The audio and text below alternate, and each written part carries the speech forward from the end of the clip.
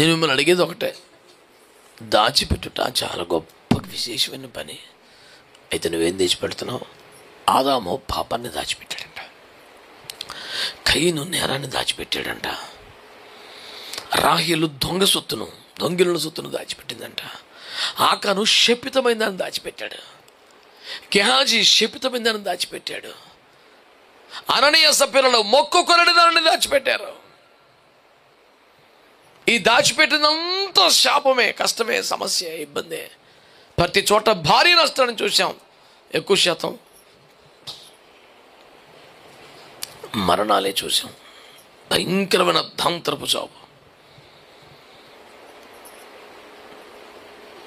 పాపమును, అవిధేయతను, అక్రమాన్ని, పొరపాటును దాచి జీవితాల మీదకి ప్రమాదాన్ని తెచ్చుకున్న వాళ్ళు ఎందరో కనపడుతున్నారు.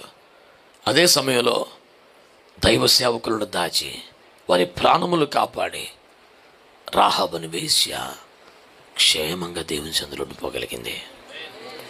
ఆలోచించండి, ఏం దాచిపెడదాం? మనల్ని కాపాడేదన్నా, మనల్ని చంపేసేదన్నా? ఏ దైవ సేవకుల్ని కాపాడిందో, దాచిపెట్టిందో ఆ దైవ సేవకులే ఆమెను కాపాడారు. ఆమేన్. నిన్ను కాపాడే, నిన్ను బ్రతికించే, నిన్ను సంరక్షించేదాన్ని కాపాడుకుంటావా? నీకు ప్రమాదం తెచ్చిపెట్టేదాన్ని కాపాడుకుంటావా? నిన్ను కాపాడేదాన్ని దాచిపెట్టుకో, నిన్ను చంపేసేదాన్ని వదిలేయి.